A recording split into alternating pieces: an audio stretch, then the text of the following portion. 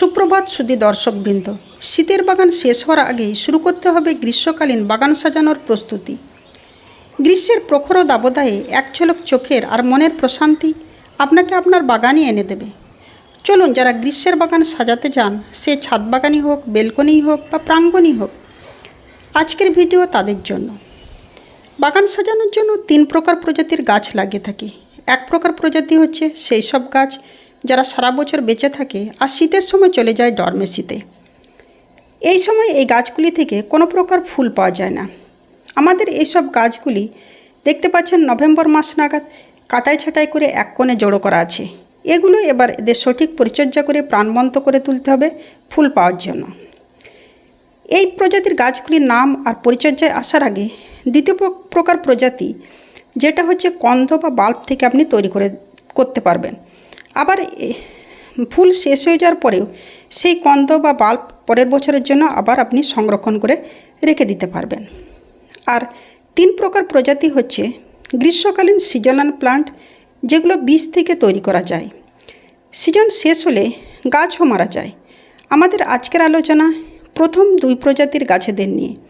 বীজ থেকে কোন কোন গাছ তৈরি করতে পারবেন তা নিয়ে পরের ভিডিওতে আসছি। আমি এখানে 15 প্রকার গ্রীষ্মকালীন পার্মানেন্ট প্ল্যান্টস নিয়ে এসেছি। এখানে যেমন দেখছেন, এটা হচ্ছে ফার্স্ট লাভ ফ্লাওয়ার প্ল্যান্টস। এর রং ভেদে একে গোল্ডেন প্যান্ডা বা রেড প্যান্ডাও বলা হয়। আপনারা এই 15 প্রকার প্রজাতির মধ্যে থেকে বিশেষ বিশেষ গাছও গ্রীষ্মকালে লাগানোর জন্য বেছে নিতে পারেন। এটা হচ্ছে স্থলপদ্ম, একটি রং পরিবর্তনকারী ফুল গাছ। সকালে এর ফুল সাদা ফুটলেও বেলা বাড়ার সঙ্গে সঙ্গে রং পরিবর্তন হতে থাকে। এই চমৎকার গাছটি আপনি গ্রীষ্মের বাগান সাজানোর জন্য বেছে নিতে পারেন। জুঁই আর বেলি, সুন্দর সুগন্ধ ছড়ানো একটি গ্রীষ্মকালীন ফুল। আবার বেছে নিতে পারেন অ্যালামন্ডা বা অলকানন্দা। রং বেরঙের অ্যালামন্ডা আপনার বাগানকে সুন্দরভাবে সাজিয়ে রাখবে।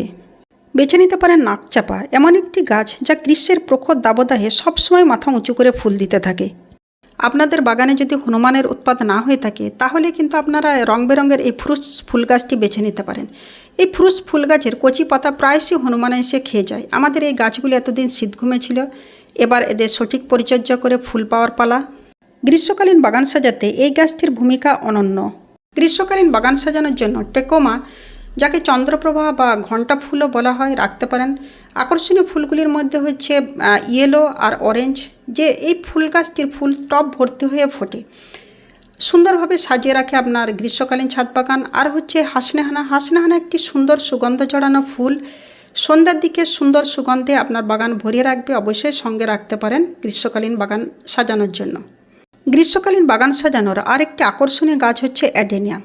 দেখুন, এখনও কিন্তু গ্রীষ্মই আসেনি, তার সত্ত্বেও আমার অ্যাডেনিয়াম গাছে কিন্তু রং বেরঙের ফুল ফুটে আছে। এই গাছটির কটেক্স যেমন সুন্দর হয়, সেরকম কিন্তু গাছটি যত বয়স হয় ততই কিন্তু ফুল দিতে থাকে। এদের পাশে দেখুন আমাদের একটা পলাশ গাছও রয়ে গেছে। গ্রীষ্মকালীন অন্যান্য গুরুত্বপূর্ণ গাছগুলির মধ্যে জবা কিন্তু একটি গুরুত্বপূর্ণ গাছ। জবার বিভিন্ন ভ্যারাইটি রাখতে পারেন। এখানে যেমন আমাদের আছে লন্ঠন জবা বা ঘণ্টা জবা। এখানে দেখুন ওর ডাল বসিয়েছিলাম, ডালেই কিন্তু ফুল ফুটে গেছে, ডালগুলি আর তোলা হয়নি। এছাড়াও আপনি বিভিন্ন প্রকারের দেশি জবা রাখতে পারেন, কারণ হাইব্রিড জবাটা গ্রীষ্মে ফুল দেয় না, শীতেই বেশি দিয়ে থাকে। তাই বিভিন্ন প্রকার জবা কিন্তু আপনার গ্রীষ্মকালীন বাগানকে ভরিয়ে রাখবে। বিভিন্ন প্রকার জবার ভ্যারাইটি আপনি কিন্তু গ্রীষ্মকালের বাগান সাজানোর জন্য অবশ্যই রাখতে পারেন। এখানে আমার যেমন হলুদ, সাদা, লাল, অরেঞ্জ, ইয়েলো সবই আছে। শুধু গ্রীষ্মকালীন নয়, সবসময় বাগান সাজানোর জন্য বোগেনভেলিয়া বা কাগজ ফুলের ভূমিকা অনন্য। এই গাছের বিভিন্ন ভ্যারাইটি আপনি কিন্তু গ্রীষ্মকালীন বাগান সাজানোর জন্য রেখে দিতে পারেন। ক্রমাগত কিন্তু ফুল দিতেই থাকে, সুন্দর বিভিন্ন কালারের হয়ে থেকে আপনার বাগান সাজানোর ক্ষেত্রে অনন্য। দেখুন, এখানে আমি কিছু ডাল বসিয়েছিলাম বোগেনভেলিয়ার, ডাল থেকে চারা তৈরি হয়ে যায়। এগুলো আমাদের ছাত্রছাত্রীদের গিফট করার জন্য এই ডালগুলো বসিয়েছি। বিভিন্ন প্রকারের জবা আছে, স্থলপদ্ম আছে, কাগজ ফুল আছে। এইভাবেও কিন্তু আপনি রিসাইকেল করে নিতে পারেন আপনার পার্মানেন্ট প্লান্টগুলির। গ্রীষ্মকালীন আরেকটি গুরুত্বপূর্ণ গাছ হচ্ছে রঙ্গন।